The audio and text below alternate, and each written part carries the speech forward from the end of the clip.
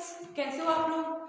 ये मेरी chemical kinetics पे थर्ड वीडियो है। इससे पहले 2 वीडियोस आ चुकी है जिनका लिंक नीचे डिस्क्रिप्शन में प्रोवाइडेड है। अगर आपने वो वीडियोस नहीं देखी है तो पहले उन्हें देखिए। एंड इस लॉकडाउन में आप अपने घर पे रहते हो, एंजॉय तो बहुत ज़्यादा कर ही रहे हो, बट उसके साथ साथ थोड़ा सा टाइम पढ़ने को भी दीजिए। मेरी रिक्वेस्ट है आपसे ये। ओके, तो हमने हमारी जो फर्स्ट 2 लेक्चर्स हैं उसमें हमने क्या देखा था। इन द फर्स्ट लेक्चर हमने introduction of chemical kinetics and हमने रेट ऑफ रिएक्शन का कंसेप्ट देखा था। And in the second video हमने देखा था कि what is average rate and what is instantaneous rate. तो आज भी हम कंटिन्यू करेंगे हमारा टॉपिक जो कि है रेट ऑफ रिएक्शन। ये जो आज की क्लास है friends, this is very important because इस लेक्चर के एंड तक हम एक बहुत इंपॉर्टेंट कंक्लूजन तक पहुंचेंगे। एंड लास्ट इस लेक्चर के अंदर हम एक क्वेश्चन भी करेंगे जो कि लास्ट ईयर नीट 2019 में आया हुआ है। तो ये वीडियो बहुत इंपॉर्टेंट है, इसे कंप्लीटली अच्छे से पढ़िएगा। ओके, तो स्टार्ट करते हैं हमारा टॉपिक रेट ऑफ रिएक्शन। तो फ्रेंड्स, हमने हमारी प्रीवियस क्लास में क्या देखा था, एवरेज रेट।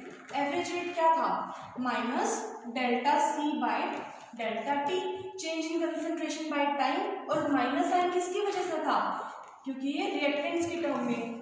और अगर हम प्रोडक्ट के टर्म्स में इसे देखें तो it was plus delta C by delta T for the products. This was our average rate. अब हम बात करते हैं हमारा इंस्टेंटेनियस रेट क्या था। It was minus d C by D t for the reactants और plus D C by D t for products. ये थे हमारे एवरेज रेट और इंस्टेंटेनियस रेट। अब आपके माइंड में एक क्वेश्चन आना चाहिए था, अगर नहीं आया तो भी आना चाहिए था। सपोज एक रिएक्शन है, okay, time t is equals to 0। तो अभी तक हमने बात की थी कि कंसंट्रेशन क्या होती है, टाइम के साथ चेंज होती है। बट अगर आप ध्यान से देखें और सोचें तो आपके माइंड में क्वेश्चन आना चाहिए था कि मैम सिर्फ कंसंट्रेशन ही क्यों, जब ये रिएक्शन प्रोसीड हो रही है। सपोज मैंने कहा कि मैंने 5 मोल्स के साथ 5 मोल्स ऑफ ए के साथ रिएक्शन स्टार्ट की, तो नंबर ऑफ मोल्स भी क्या होंगे, डिक्रीज होंगे। जैसे जैसे टाइम बढ़ेगा, 1 सेकेंड, टाइम 2 सेकेंड, तो number of moles of A क्या होते जाएंगे टाइम के साथ, डिक्रीज। और बी क्या होता जाएगा टाइम के साथ, इंक्रीज। प्रोडक्ट इंक्रीज होगा। तो हम सिर्फ कंसंट्रेशन ही क्यों ले रहे हैं, हम मोल्स भी तो ले सकते हैं, राइट। और अगर ये हमारे पास क्या होते हैं, गैसियस एयर भी, तो हम प्रेशर भी देख सकते थे कि time t is equals to 0 पे सपोज इसका प्रेशर क्या है, 1 एटमॉस्फेयर या 1 पास्कल, b 0 है। तो जैसे जैसे टाइम इंक्रीज करेगा तो प्रेशर क्या होता जाएगा रिएक्टेंट्स का, डिक्रीज। और B बनता जा रहा है तो B का प्रेशर क्या होता जाएगा, इंक्रीज, राइट। अगर आपके माइंड में ये क्वेश्चन नहीं आया तो आना चाहिए था। हमें अपनी थिंकिंग स्किल्स को क्या करना है, इलेबोरेट। हमें ज़्यादा से ज़्यादा सोचना है कि ये हो रहा है तो क्यों हो रहा है, और अगर ये हो रहा है तो इससे आगे का क्यों नहीं हो रहा। क्लियर। तो यू आर वेरी राइट। हम जो हमारा रेट है उसको नंबर ऑफ मोल्स के टर्म्स में भी एक्सप्रेस कर सकते हैं और number of in terms of pressure भी एक्सप्रेस कर सकते हैं। तो हम देखते हैं हम जो हमारा रेट ऑफ रिएक्शन है उसे कैसे कैसे एक्सप्रेस कर सकते हैं, राइट। तो फर्स्ट हमने देखा था रेट ऑफ रिएक्शन, हम किसके टर्म्स में एक्सप्रेस कर रहे थे, in terms of concentration and plus D C by D T. It was for reactant और ये किसके लिए था, प्रोडक्ट के लिए। अभी तक हमने ये देखा था, राइट।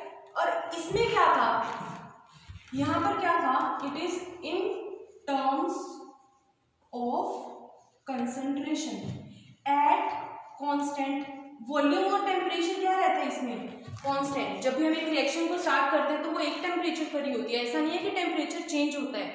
और वॉल्यूम भी हम क्या रखते हैं, कांस्टेंट। तो at constant volume and temperature. फिर अभी हमने क्या देखा, हम रेट ऑफ रिएक्शन को नंबर ऑफ मोल्स के टर्म्स में भी एक्सप्रेस कर सकते हैं। तो वो क्या हो जाएगा, minus D N by D T and plus D N by D T. This is again for the reactant and this is for product. This is in terms of number of moles, ये number of moles की terms में है at constant temperature and volume. जब concentration की बात की थी तब हमारी यूनिट्स क्या बनी थी, unit of rate of reaction. इस केस में क्या थी, कंसंट्रेशन की unit and time inverse. Concentration time inverse हम देख चुके हैं, तो इसमें हमने लिखा था मोलर सेकेंड इनवर्स, या कोई भी हम कंसंट्रेशन की यूनिट लिख सकते हैं time inverse. Number of moles के टर्म्स में हम यहाँ पर यूनिट क्या बनेगी, unit of rate of reaction. इसमें क्या बनेगी, न्यूमरेटर में क्या आएगा, ऊपर मोल्स है तो मोल्स पर सेकेंड, या फिर मोल्स टाइम का इनवर्स। सेकेंड की जगह मिनट्स भी हो सकते हैं, आवर्स भी हो सकते हैं। एंड थर्ड, जब हम रेट ऑफ रिएक्शन को हम थर्ड किसके टर्म्स में भी एक्सप्रेस कर सकते हैं, इन टर्म्स ऑफ प्रेशर, तो it will B minus dp by dt and plus dp by dt. This is our rate of reaction. This is for the reactants and this is for the products in terms of pressure. ये pressure की term में हमारा rate of reaction हो गया। यहाँ पर भी क्या है, कांस्टेंट वॉल्यूम एंड टेम्परेचर। इसमें यूनिट्स क्या होगी, आप खुद करके देखिए साथ साथ। Here unit will be, pressure की ऐसा यूनिट क्या होती है, पास्कल, पास्कल सेकेंड इनवर्स, या फिर हम क्या कह सकते हैं, प्रेशर की यूनिट टाइम इनवर्स। एटमॉस्फेयर भी ले सकते हैं, एटमॉस्फेयर टाइम इनवर्स, या फिर कोई भी यूनिट जो प्रेशर और टाइम की होती है। तो इन तीनों के टर्म्स में, इन terms of concentration, in terms of reactant and in terms of pressure, in terms of concentration, in terms of number of moles and in terms of pressure, हम रेट ऑफ रिएक्शन को express कर सकते हैं। आप इसको note down कर सकते हैं, यहाँ पर स्क्रीनशॉट ले सकते हैं। अब हम एक बहुत ही अच्छा क्वेश्चन सॉल्व करते हैं। This is for the question for जो बच्चे कॉम्पिटिटिव एग्जाम्स की तैयारी कर रहे हैं, नीट की, मेंस, एडवांस, ये उन बच्चों के लिए क्वेश्चन है। तो क्वेश्चन लिखो, question is for the ideal gas equation, for the ideal gas equation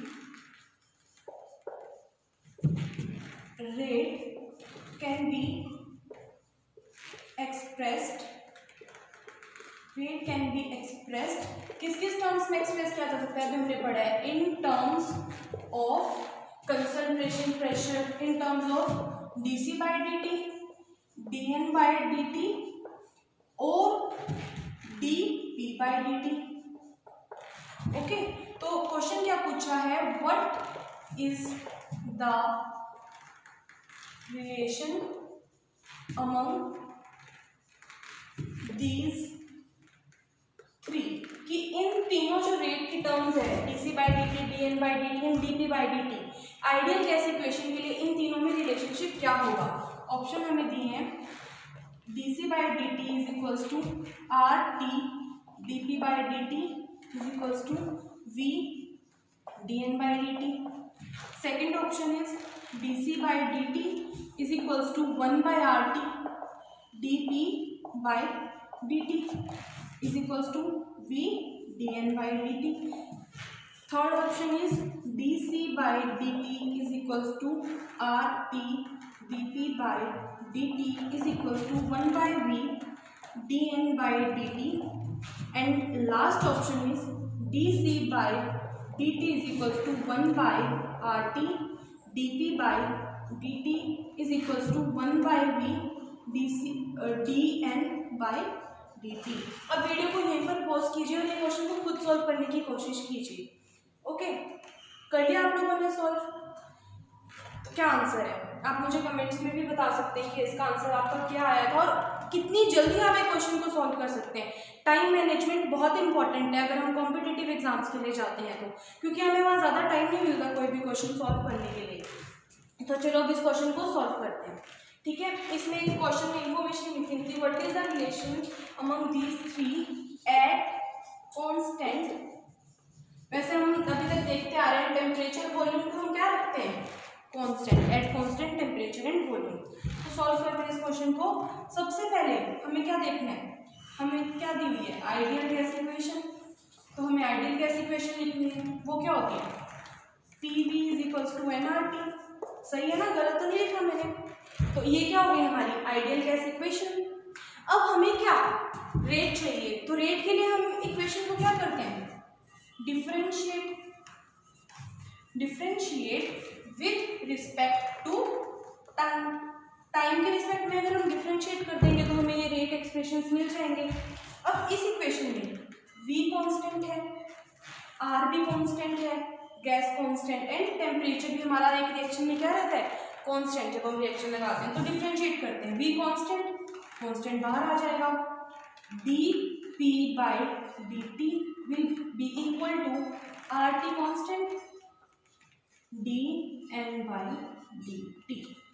अभी हमें कंसंट्रेशन टर्म भी चाहिए, तो कंसंट्रेशन क्या होती है फ्रेंड्स, अगर मैं ऐसे लिख दूं P equals to N by V RT, तो ये N बाई वी क्या है, कंसंट्रेशन ना। कंसंट्रेशन क्या होता है, number of moles per unit volume. तो मैं N बाई वी को क्या लिख सकती हूँ, CRT, it is my concentration. अब यहाँ पर भी R और T क्या है, कांस्टेंट। तो इधर भी मैं क्या डिफरेंशिएशन करती हूँ, dP by dt is equals to RT is constant, RT dC by dt।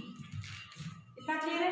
तो अब यहाँ से हम dC by dt को क्या लिख सकते हैं, dC by dt is equals to 1 by RT dP by dt। और यहाँ से भी हम RT को इधर ले आते हैं, V को उधर ले आते हैं, तो ये इक्वेशन क्या बन जाएगी, 1 by RT dP by dt is equals to 1 by v bn by dt। इन दोनों को इक्वेट करते हैं, यहाँ पर भी 1 by RT dP by dt वो किसके इक्वल है, इसके। तो dC by dt is equals to 1 by RT dP by dt is equals to 1 by v bn by dt। ये क्या आ गया हमारा रिजल्ट, कौन से ऑप्शन से मैच कर रहा है, ऑप्शन नंबर 4। तो this is our answer. Clear है ये क्वेश्चन, ओके। तो अब हम आगे बढ़ते हैं। अब हम देखते हैं कि जो अभी तक हम रिएक्टेंट की बात कर रहे थे, अब हम देखते हैं कि अगर नंबर ऑफ रिएक्टेंट ज़्यादा हो तो एक का रेट दूसरे के रेट पे कैसे अफेक्ट करता है, ओके। तो एक इक्वेशन देखते हैं हम। अगर मैंने लिखा a plus b to c, clear है। अब यहाँ पर A क्या है, रिएक्टेंट, B भी क्या है, रिएक्टेंट। तो रिएक्टेंट्स क्या होंगे रिएक्शन में, डिक्रीज, और प्रोडक्ट क्या होता है रिएक्शन में, इंक्रीज। तो मैं क्या लिख सकती हूँ, जो A है, A क्या है, रेट, A का रेट क्या होगा, rate of deformation, it will B rate of deformation. तो रेट ऑफ डिफॉर्मेशन को, या फिर हम क्या कह सकते हैं, रेट ऑफ डिसअपीयरेंस, कि वो क्या हो रहा है, डिसअपीयर, खत्म हो रहा है रिएक्टेंट धीरे धीरे। शॉर्ट फॉर्म में हम लिख सकते हैं ROD। आगे के लिए हम इसको ऐसे लिखेंगे ROD, rate of deformation of A। किसके बराबर है, रिएक्टेंट है, रिएक्टेंट क्या होता है, minus DA by dt। Clear. अब B भी रिएक्टेंट है, तो B को कैसे डिनोट कर सकते हैं, rate of deformation of B which will be equal to minus DB by dt। This is rate of deformation of A, this is rate of deformation of B।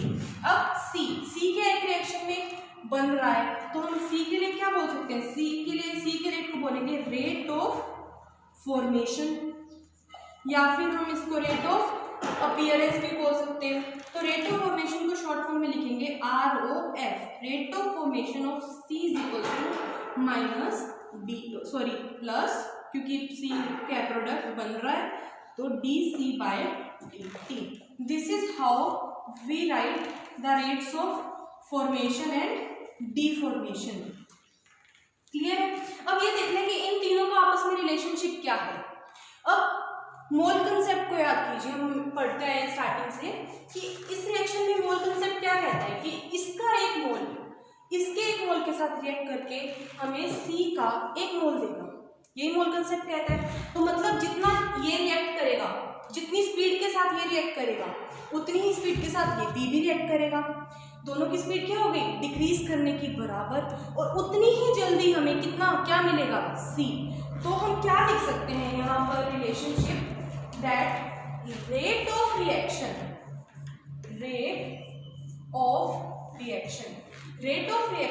Is equals to minus D A by D T is equals to minus D B by D T is equals to plus D C by D t.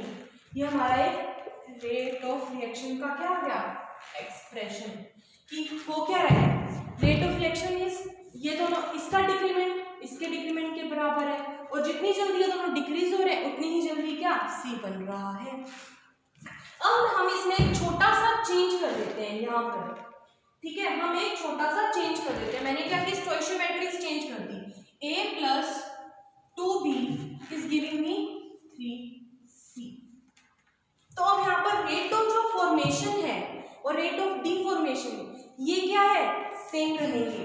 Rate of formation तो क्या रहेगा वही minus D A by D t, rate of formation sorry rate of deformation of A क्या होगा minus D A by D t, rate of deformation of B भी क्या होगा minus D B by D t, और rate of formation of C भी क्या होगा plus D C by D T.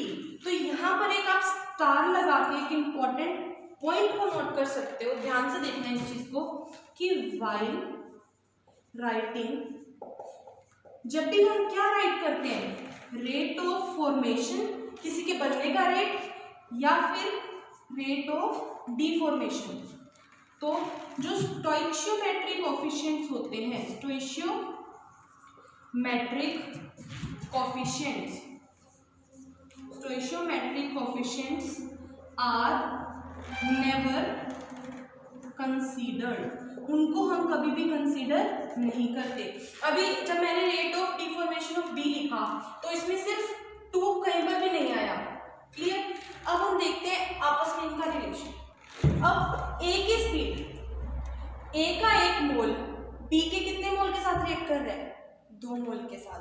अब आप ऐसे इमेजिन करके देखिए, मैंने यहाँ पर टाइम को क्या कर दिया fix, suppose time is 1 minute, ठीक है, और ए और बी दोनों भाग रहे हैं, मतलब रिएक्ट कर रहे हैं, कौन समझ रहे हैं ए और बी क्या भाग रहे हैं।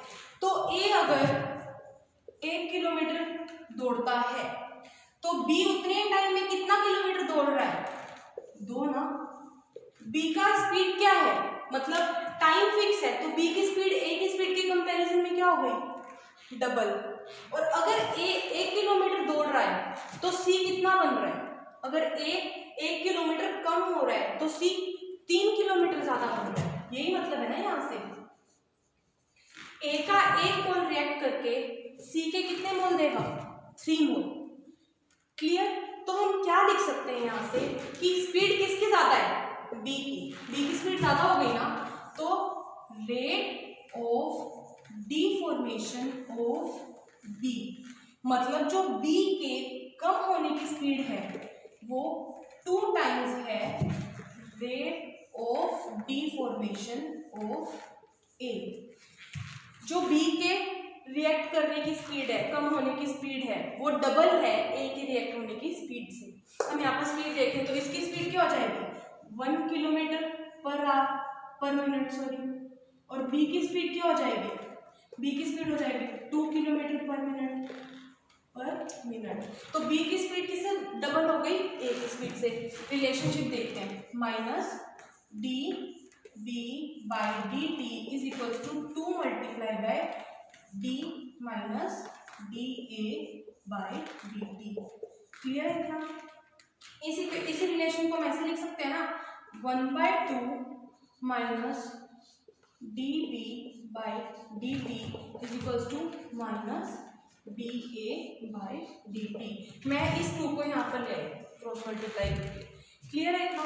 अब यहाँ से ये क्या लिख सकते हैं कि जो सी के बनने की स्पीड है रेट ऑफ फॉर्मेशन ऑफ सी के बनने की स्पीड ए की स्पीड की क्या है 3 times is equal to 3 times of rate of deformation of ए।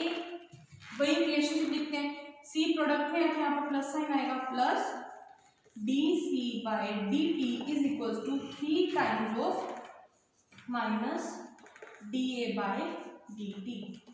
तो यहां से भी हम इसको क्या लिख सकते हैं, 3 इधर चला जाएगा, तो this will be 1/3 dc/dt is equal to minus dA/dt।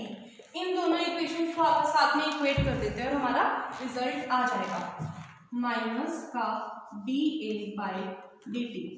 b के साथ कैसे इक्वल है, 1/2 minus dB/dt is equal to 1/3 dc/dt।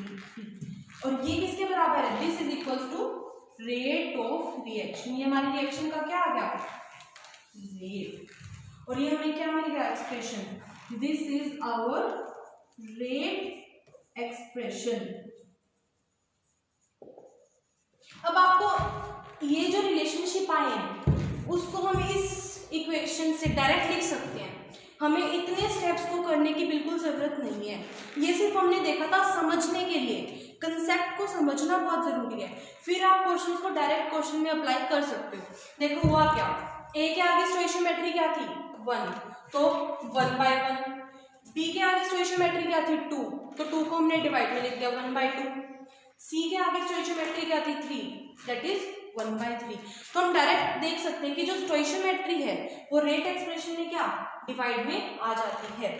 और ये इतनी टर्म क्या है, this is rate of deformation of B. अगर हम स्टोइशियोमेट्री को हटा दें और सिर्फ इतनी टर्म ले, this is rate of formation of C.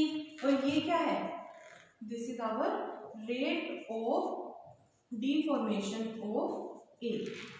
Clear है इतना। अब हम इसका, आप इसको नोट कर सकते हो, स्क्रीनशॉट ले सकते हो। अब हम एक जनरलाइज्ड एक्सप्रेशन देखते हैं कि जनरल एक्सप्रेशन बनाते हैं और फिर इसके बाद हम करेंगे इसी रिलेशनशिप से क्वेश्चन को सॉल्व। तो आप एक जनरल इक्वेशन को लिखें। तो अगर मैंने एक जनरल इक्वेशन लिख दी, that is a plus b is reacting to give c plus d। ये रिएक्शन है जो हो रही है, इसके लिए मुझे जनरलाइजेशन करी है हमने यहाँ पे, ये जनरल रिएक्शन है, this is a general reaction. तो अब यहाँ पर हम रेट एक्सप्रेशन निकालते हैं। तो रेट ऑफ रिएक्शन किसके बराबर होगा, यहाँ पर स्टोइशियोमेट्री क्या है, a, तो डिवाइड में आ जाएगी 1/a। ए रिएक्टेंट है तो रिएक्टेंट के लिए माइनस साइन लगेगा, माइनस dA/dt। ये किसके इक्वल होगा, डी के। बी भी स्टोइशियोमेट्री डिवाइड में minus dB/dt is equals to C 1/c। Product में है तो plus sign, dc/dt is equals to 1/d dB/dt। ये हमारी क्या है, जनरल एक्सप्रेशन हो गया रेट ऑफ रिएक्शन का। This is our rate expression, ये हमारा रेट का एक्सप्रेशन है। इस रेट एक्सप्रेशन में ये वाली टर्म क्या है, this term is rate of deformation of A. ये वाली टर्म क्या है, this term is rate of deformation of B. और this term dc/dt is rate of formation of C. ये क्या है, सी की formation. Similarly dc/dt is rate of formation of D. इतना क्लियर है अब तक आपको। तो ये हमने यहाँ पर रेट देखा कि जो रेट एक्सप्रेशन है, रेट एक्सप्रेशन हम कैसे फाइंड आउट कर सकते हैं। अब हम सॉल्व करेंगे क्वेश्चंस को। तो आप लोग भी रेडी हो जाइए। क्वेश्चंस को मैं नहीं सॉल्व करूंगी, क्वेश्चन को किसे, आप लोगों को सॉल्व करना है। फटाफट से सॉल्व करेंगे क्योंकि हमें क्या टाइम मैनेजमेंट को भी साथ में सीखना है। तो हम यहाँ पर 2 क्वेश्चंस को सॉल्व करेंगे। फर्स्ट क्वेश्चन के लिए जो हमारी रिएक्शन है, आप फटाफट लिखिए, for the reaction for the reaction 2A plus B is giving me 3Z। कोई भी एक रिएक्शन है जिसके अंदर हमें क्या दे रखा है, रेट ऑफ डिकम्पोजिशन ऑफ, किसका रेट दे रखा है, rate of decomposition of A is equals to 2 into 10 to the power minus 14 moles per decimeter cube per second। Find, क्या क्या फाइंड आउट करना है, first rate of reaction, second rate of deformation of B, third जो हमें find out करना है rate of formation of Z. आप फटाफट से इस क्वेश्चन को सॉल्व करो, तब तक हम नेक्स्ट क्वेश्चन देखते हैं। इन द नेक्स्ट क्वेश्चन जो हमारी रिएक्शन है that is N2O5, 2N2O5 is giving me 4N2 plus, or this is giving me 4NO2 plus O2, 4NO2 plus O2। इसके अंदर हमें क्या गिवन है, rate of formation of NO2 suppose हमें given है that is 2 moles per liter per second। Find, वही थे, first rate of reaction, second rate of deformation of N2O5 and third is rate of formation of O2। Video को pause करके यहाँ पर questions को देख के बिल्कुल जल्दी से जल्दी आप क्वेश्चन को सॉल्व करने की कोशिश करें। कर लिया आपने क्वेश्चन, चलो उसको सॉल्व करते हैं। जब भी हमें ऐसे क्वेश्चन को सॉल्व करना होता है सबसे पहले क्या देखो, रिएक्शन, और रिएक्शन को देख के क्या लिख दो, रेट ऑफ रिएक्शन या rate expression. Rate of reaction क्या हो जाएगा, मैं अब जल्दी जल्दी कर रही हूँ क्योंकि अब हमें इस टॉपिक से क्या अब तक हमें दोस्ती हो चुकी है, तो अब हम अपनी स्पीड को क्या इंक्रीज कर सकते हैं। तो अगर कहीं प्रॉब्लम लगे तो आप बताना, 1/2 minus dA/dt is equals to minus dB/dt is equals to 1/3 dZ/dt। ये हमने क्या लिख दिया, रेट एक्सप्रेशन। अब हमें यहाँ पर गिवन क्या चीज है, गिवन है हमें यहाँ पर जो हमें चीज गिवन है वो है rate of deformation of A, मतलब मुझे माइनस dA/dt दे रखा है, वो क्या है 2 × 10⁻⁻14 मोल्स पर डेसीमीटर क्यूब पर सेकेंड। जब तक हम एक न्यूमेरिकल में किसी भी चीज की यूनिट नहीं लिखते वो उसका आंसर कोई वैल्यू नहीं रखता, तो यूनिट्स को हमेशा न्यूमेरिकल्स में ध्यान रखना है। हमें ये चीज गिवन है, फर्स्ट फाइंड आउट क्या करना है, रेट ऑफ रिएक्शन। तो rate of reaction is equals to half of this, इसका हाफ कर देंगे, इस क्वांटिटी का हाफ क्या आ जाएगा 1 × 10⁻⁻14 मोल्स पर डेसीमीटर क्यूब पर सेकेंड। इसको हाफ कर दिया 1/2, डिवाइड कर दिया 2 से। सेकेंड हमें क्या पूछा हुआ है, rate of deformation of B का पूछा हुआ है, वो भी किसके बराबर है 1/2 यहाँ पे माइनस dA/dt। तो इसका आंसर भी क्या आएगा 1 × 10⁻⁻14 मोल्स पर डेसीमीटर क्यूब पर सेकेंड।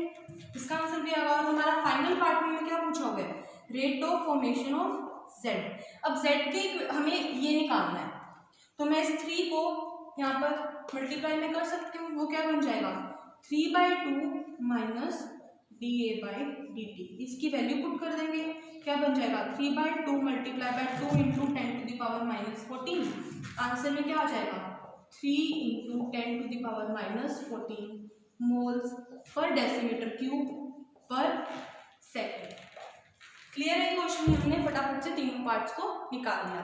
इसी तरह हम दूसरे क्वेश्चन में देखते हैं। अगेन इक्वेशन दे रखी है, इस इक्वेशन से क्या लिखेंगे rate expression. Rate of reaction equals to 1/2 minus dN2O5/dt is equals to 1/4 dNO2/dt is equals to dO2/dt। मैं इसके सिर्फ आंसर्स लिखेंगे, आप फटाफट से आप सॉल्व करेंगे। यहाँ पर हमें गिवन कौन सी क्वांटिटी है, rate of formation of NO2, मतलब मुझे ये वाली क्वांटिटी गिवन है। क्लियर। ये क्वांटिटी की वैल्यू क्या है 2 मोल्स पर लीटर पर सेकेंड। हमें फर्स्ट पार्ट निकालना है। फर्स्ट क्या है हमारा रेट ऑफ रिएक्शन। तो रेट ऑफ रिएक्शन इसको 4 से डिवाइड कर देंगे। क्लियर। तो ये 2 था यहाँ पर, तो 2/4 मोल्स पर लीटर पर सेकेंड। तो ये 1/2 ये क्या बन जाएगा 0.5 मोल्स पर लीटर पर सेकेंड। सेकेंड क्या निकालना था rate of deformation of N2O5। इसका डिफॉर्मेशन मुझे ये निकालना है। तो ये क्या बन जाएगा हमारा 4/2। ये 4 इधर चला गया। क्लियर। चेक हमने जल्दी में कोई गलती तो नहीं कर दी। क्या निकालना है रेट ऑफ डिफॉर्मेशन। हाँ हमें ये निकालना है। तो इट विल बी 2/4। क्या होगा हमें निकालनी है ये वाली वैल्यू। तो this will B 2/4 dNO2/dt। 2/4 into given भी क्या है 2। तो इसका आंसर क्या आ जाएगा 1 मोल्स पर लीटर पर second. And last but not the least हमें क्या निकालना है rate of formation of O2। अब हम यहाँ से डायरेक्ट भी देख सकते हैं जो रेट ऑफ रिएक्शन है वो किसके बराबर है rate of formation of O2। तो मैं इसको डायरेक्ट लिख सकती हूँ this is equals to rate of reaction and इसका आंसर क्या जाएगा अगेन 0.5 मोल पर लीटर पर सेकेंड। इस तरह के क्वेश्चन हैं जो हमारे एग्जाम में बोर्ड्स में और कॉम्पिटिटिव एग्जाम्स में भी आ सकते हैं। क्लियर है। कर लिया आपने दोनों क्वेश्चंस। अब हम हमारे थर्ड क्वेश्चन की तरफ बढ़ते हैं। ये क्वेश्चन में हम ग्राफिकल मेथड से भी देखेंगे कि कैसे ग्राफ बेस्ड भी कैसे क्वेश्चन आ सकता है। ओके। तो इसमें रिएक्शन दे रखी है हमें the reaction is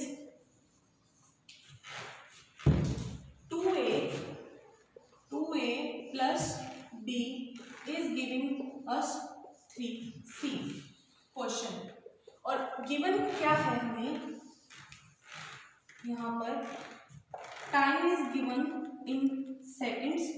time second के साथ और कंसंट्रेशन ऑफ ए का चेंज दिखा रखा है कि चेंज इन कंसंट्रेशन ऑफ ए। वो कंसंट्रेशन की यूनिट्स क्या दे रखी है मोल्स पर लीटर। वो ऐसे डिक्रीज हो रहा है और ये वाला जो एंगल है हमें वो गिवन है 45 डिग्रीज। क्लियर। और हमसे पूछा क्या हो गया first find the rate of reaction, second rate of deformation of B, third is rate of formation of C. तो जिस स्टूडेंट ने हमारी लास्ट लेक्चर नंबर 2 देखा है वो ये क्वेश्चन को बहुत इजीली सॉल्व कर सकते हैं। और अगर आपने इंस्टेंटेनियस रेट के बारे में नहीं पढ़ा है तो पहले प्लीज जाकर लेक्चर 2 को देखिए।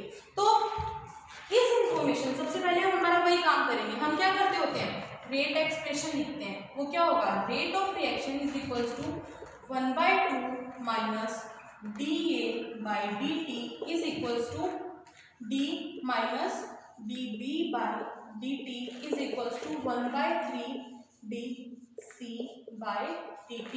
ये क्या हो गया हमारा rate of reaction expression, rate expression. अब इस ग्राफ से हम कौन सी वैल्यू को फाइंड आउट कर सकते हैं। सबसे पहले तो ग्राफ को समझिए। ग्राफ में क्या दे रखा है कंसंट्रेशन ऑफ ए का चेंज दे रखा है टाइम के साथ। और हमने लास्ट टाइम पढ़ा था कि हम जो ये dA/dt होता है ये क्या है हमारा इंस्टेंटेनियस रेट। और इंस्टेंटेनियस रेट को हम कैसे फाइंड आउट करते हैं instantaneous rate is equals to slope of line. उस लाइन का जो स्लोप होता है हमने लास्ट क्लास में देखा था वही क्या होता है इंस्टेंटेनियस रेट। वो स्लोप का हमने फॉर्मूला किया था एक formula that is tangent theta, where theta वो एंगल था, theta is the angle made by line, जो लाइन बनाती है from positive side of X axis, positive X axis. ये हमने देखा था हमारी प्रीवियस क्लास में। तो हमें जो एंगल दे रखा है 45 डिग्री, क्या यही हमारा थीटा है। हमने बात की थी जो पॉजिटिव साइड होती है वो राइट हैंड साइड होती है। ये कौन सा एंगल दे रखा है लेफ्ट हैंड साइड वाला। तो this angle will be 180 minus 45 degree, 180 minus 45 degree, तो it will be 135 degree. Clear? तो हमारा जो dA बाई dt है वो क्या होगा, dA by dt is equal to tangent of 135 degree. और जो tan थीटा होता है इसको हम क्या लिख सकते हैं, tan 180 minus 45 and tan 180 minus theta is equal to minus of tangent theta and tan 45 degree की वैल्यू जो होती है वो होती है 1। तो यहाँ से हमारा क्या हो गया आंसर, -1। अब आप सोच सकते हो कि -1 कैसे आया है, क्योंकि वैल्यू तो पॉजिटिव नहीं, ये माइनस इधर चला जाएगा क्योंकि ए क्या हो रहा है, टाइम के साथ डिक्रीज हो रहा है, इसीलिए जो स्लोप आया है वो क्या आया है, नेगेटिव स्लोप। हम इसको लिख सकते हैं minus dA by dt is equal to 1। अब कंसंट्रेशन बाय टाइम की यूनिट्स लिखेंगे, कंसंट्रेशन क्या देता है, मोल्स पर लीटर पर सेकेंड। हमें ये आंसर मिल गया। अब हमारे लिए ये सब चीजें निकालना बहुत इजी हो चुका है। अब रेट ऑफ रिएक्शन क्या आएगा, rate of reaction is half of minus dA by dt, तो आंसर क्या आ जाएगा 0.5 मोल्स पर लीटर पर सेकेंड। सेकेंड हमसे क्या पूछा हुआ है, rate of deformation of D, मतलब मुझसे ये पूछा हुआ है, ये भी किसके बराबर है, रेट ऑफ रिएक्शन के बराबर, तो इसका आंसर भी क्या आएगा 0.5 मोल्स पर लीटर पर सेकेंड। अब last rate of formation of C, C का फॉर्मेशन कैसे लिख सकते हैं, 3/2 of minus dA by dt, तो इसकी वैल्यू क्या थी 1, तो ये हो जाएगा 3/2 multiply by 1 which will B 1.5 moles per litre पर सेकेंड। क्लियर है क्वेश्चन आपको? अब जो हम लास्ट क्वेश्चन करेंगे वो किसमें आया हुआ है, नीट में 2019 में, और बहुत इजी क्वेश्चन है। अगर हमने ये वीडियो को अच्छे से देखा है और समझा है तो विद इन सेकेंड्स, मिनट भी नहीं लगेगा, विद इन सेकेंड्स हम उस क्वेश्चन को क्या सॉल्व कर सकते हो। तो क्वेश्चन है, this question is of NEET 2019, a very easy question. क्या है रिएक्शन में, क्वेश्चन में फॉर द रिएक्शन, एक रिएक्शन हमें दे रखी है N2 plus 3H2 is giving us twice NH3 ammonia gas. The correct option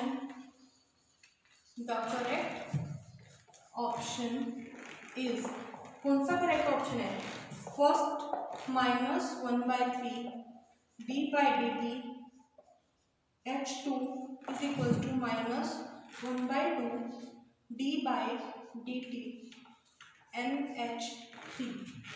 Second option is minus d by dt N2 is equals to 2 d NH3 by dt. Third option is minus d by dt of N2 is equals to 1/2 d NH3 by dt, and fourth option is 3d H2 by dt is equals to twice d NH3 by dt. आप video को pause करके question को देख के कोशिश करिए कि with in 20 to 30 seconds आप इसके आंसर तक पहुंच जाएं, और इसका आंसर आप मुझे वीडियो में कमेंट्स करके भेज सकते हैं। तो इसका आंसर आप खुद मुझे वीडियो में खुद मुझे बताएंगे। And so this was about our this lecture number 3। Next class में हम देखेंगे कि what are the various factors, कि ऐसे कौन कौन से फैक्टर्स हैं जो हमारे इस रेट ऑफ रिएक्शन को अफेक्ट करते हैं, किससे हम स्पीड इंक्रीज कर सकते हैं या चेंज कर सकते हैं। तो नेक्स्ट क्लास में हम वो देखेंगे। Thank you for watching this video, and if you like this video please like, share and subscribe. Thank you so much.